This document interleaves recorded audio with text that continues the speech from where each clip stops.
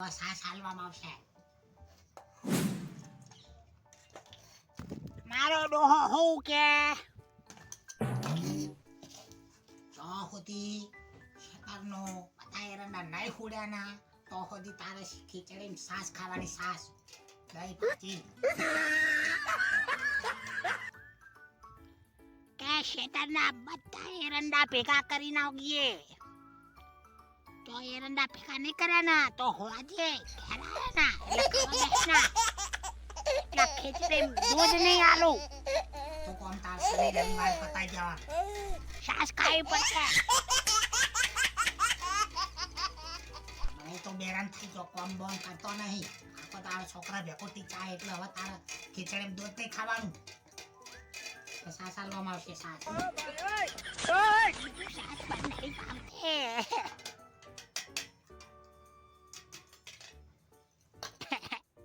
રામા ડોલો એવું હાથ પકડ્યા ના કે એરંડા ભેગા કરી નાખ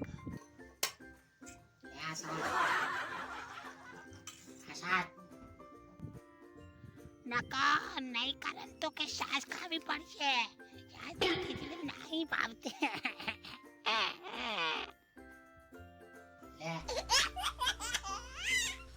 હું નાનો ચાકડો નાનું કામ કરાવી માંડો લો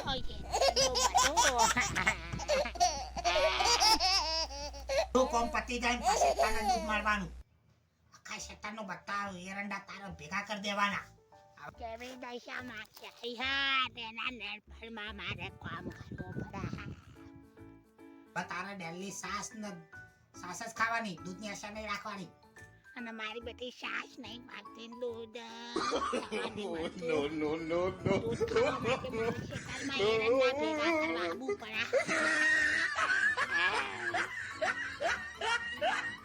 કોમ બમ કરવું નહીં જલ્દી ટાઈમ દૂધ ખાવું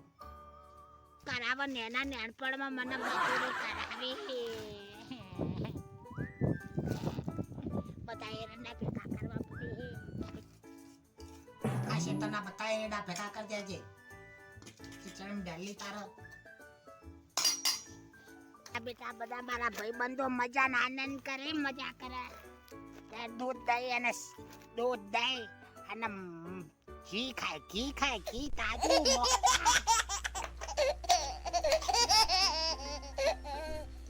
મને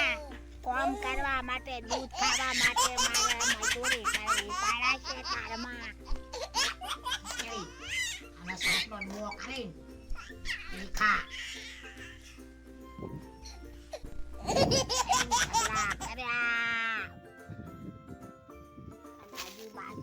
મારા ફેટ ને આટલી જાય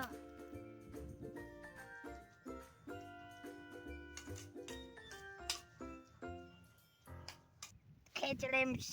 સાસના બદલે દૂધ ખાવા માટે મારે મજૂરી કરવી પડે મારો ડોલો ની આલા દેના નાનપણમાં મારે મજૂરી કરવી પડે નાનપણમાં મારે ખાવા માટે મજૂરી કરવી પડે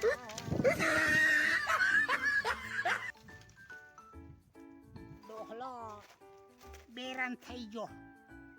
મને કાળી મજૂરી કરાવ હ